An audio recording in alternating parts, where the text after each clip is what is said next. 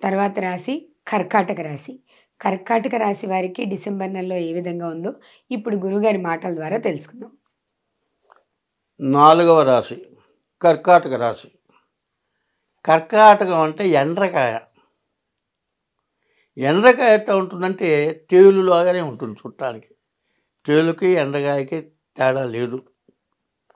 అయితే కర్కటస్య నిశాకర, చంద్రుడు అధిపతి.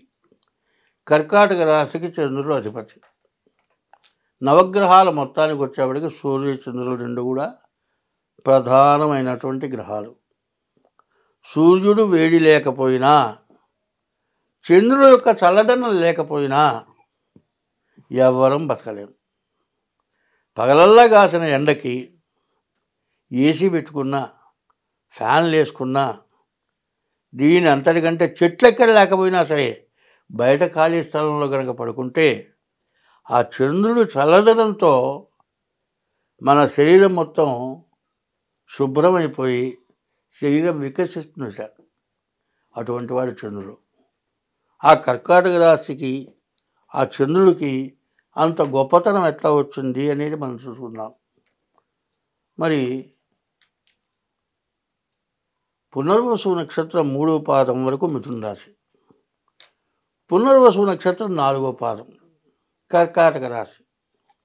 రామచంద్రమూర్తి పునర్వసు నక్షత్రం 4వ పాదంలో కర్కాటక రాశిలో రాముడు పుట్టాడు. రాముడు పుట్టాడంటే కేకో హాహి పునర్వసు. హీ వస్తుంది పుష్యమి నక్షత్రానికి. కేకో హాహి పునర్వసు. హీ అనే అక్షరం 4వ అక్షరం పునర్వసు వస్తుంది. హీ అంటే హిమాలయం. హిమాలయం చల్లదనం కలిగింది. మరి పునర్వసుకి పుష్యమికి ఎంత తేడా ఉందో చూడండి. హిమవలంగా చల్లదనం కలిగింది. రాముడు పునర్వసు నక్షత్రం 4వ పాదంలో కర్కాటక రాశిలో పుట్టటమే ఆ కర్కాటక రాశికి వన్నె తెచ్చిందిట. చల్లదనమే కాదు, చంద్రుడు అధిపతి, వెన్నెలించేటువంటి వాడు, మంచి జ్ఞానం గలవాడు.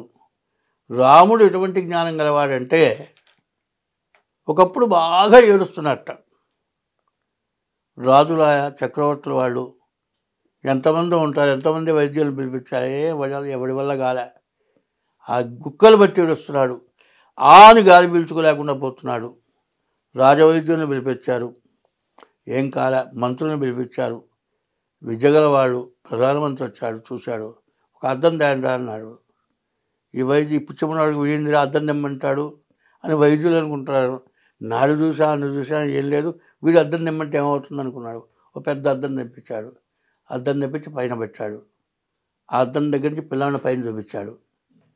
అద్దంలో చంద్రుడు కనపడుతున్నాడు. చిన్నగా అద్దం కింద చెబుతూ పిల్లాడిని తిప్పమన్నాడు. అద్దం కింద పెట్టాడు. దాని మీద పడ్డాడు. అద్దాన్ని పట్టుకున్నాడు రామచంద్రమూర్తి. ఆయన రామచంద్రుడు అయినాడు. చంద్రుడితో సమానమైనటువంటి వాడైనాడు.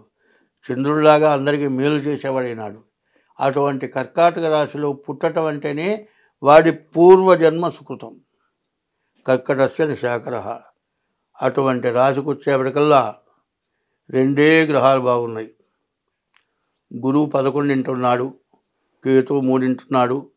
ఈ 2 గ్రహాలే బాగున్నాయి. అయితే ఈ కర్కాటక రాశి వాళ్ళ యొక్క స్వభావం ఎట్లా ఉంటుందంటే ఎంత కష్టమైనా మేలు చేస్తారు, ఎంత కష్టమైనా పడతారు. వాళ్ళ చేతితో ఎవరికైనా పెడతారు.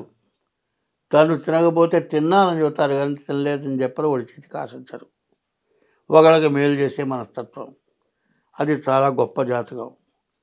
ఇటువంటి జాతి ఎట్లా భ్రష్టు పట్టిపోతుందో కూడా చెబుతున్నాను. ఇప్పుడు కర్కాటక రాశి నాది కూడా కర్కాటక రాశి. నాది కూడా పుష్యమి నక్షత్రం.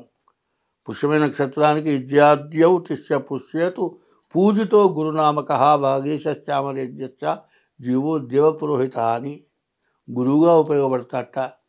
ఆ గురువు కూడా ఇంద్రలోకంలో బృహస్పతి గురువు. ఇంద్రలోకంలో బృహస్పతి ఎట్లా ఉపయోగపడతాడో భూలోకంలో కూడా ఈ పుష్యమి నక్షత్రంలో పుట్టినవాడు అంత గురువుగా ఉపయోగపడతాట. అందరికీ మేలు చేసేవాడు అవుతాట. కానీ వాడికి బతకటానికి వాడికి తిండి దొరకదు. అది ఆ పుష్యమైన నక్షత్ర జాతకం. అయితే ఎంత కష్టమైన పడతాడు కానీ, తిండి లేకపోతే పస్తన్నా పడుకుంటాడు కానీ ఒకరికి అపకారం చేసే మనస్తత్వం ఉండదు. కానీ కలిమాయ వల్ల ఎవరైనా పాపం చేస్తే వాడి గతి ఏమవుతుందంటే, మనిషి 2 కాళ్ళ జంతువు, కుక్క పంది 4 కాళ్ళ జంతువు. మనిషి ఈ రాశివాడు ఎవడైనా పాపం చేసేటైతే మళ్ళీ 4 కాళ్ళ జంతువు అవుతాడు వాడు. పశువు పుట్టాలా మనిషిగా పుట్టాలా మనం ఆలోచించుకోవాలి. కలవు స్మరణాన్ముక్తి. కలియుగంలో భగవంతుడి నామస్మరణతో ముక్తి. ప్రతి అడుగు కూడా వేసేటప్పుడు జాగ్రత్తగా అడుగు వేయాలి. ప్రతి మాట కూడా జాగ్రత్తగా ఉండాలి.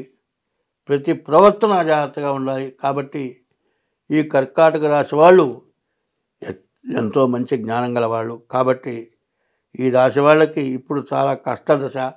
ఏకాదశంలో గురువు ఉన్నది. నోరు మంచిదే, నీ నోరు మంచిదైతే ఆ ఊరు మంచిదేరా అంటాడు. నోరు మంచిదైతే ఉంటుంది, ఆ ఊరు పోయి మీ నాన్న బాగున్నాడురా అంటాడు. అదే నోరు మంచిది కాకపోతే నీ అమ్మ మూడు బాగున్నాడురా అంటాడు. అదే ఒకటి అర్థం, ఇదే ఒకటి అర్థం.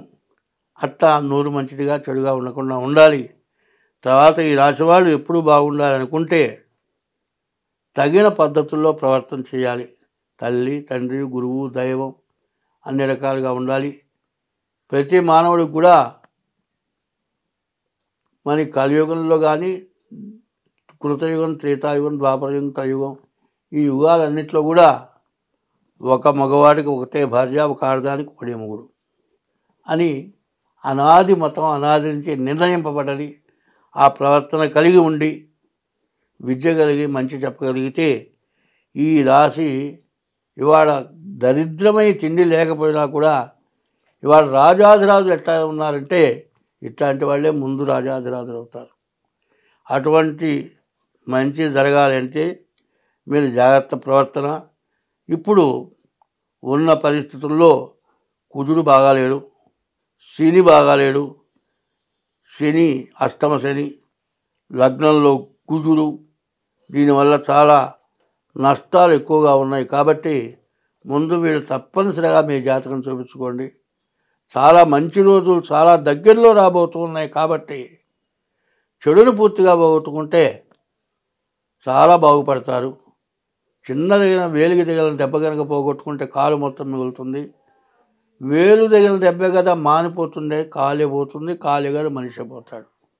కాబట్టి ఈ జాతకులు అన్ని విధాలా ప్రవర్తించడం, తర్వాత శని, రాహువు, శుక్రుడు, తర్వాత రవి, బుధుడు, ఈ గ్రహాలన్నింటికి కూడా జపాలు చేయించుకోవడం చాలా అవసరం. ప్రత్యేకించి ఈ రాశి వాళ్ళు బియ్యపు రవ్వ, పంచదార కలిపి పుట్టల దగ్గర వేస్తే ఈ శని కుజుల యొక్క బాధ పోతుంది. ఇవన్నీ కాకుండా ముందు మీ జాతక రీత్యా ముందుకు వెళ్ళటం చాలా మంచిది. స్వస్తి.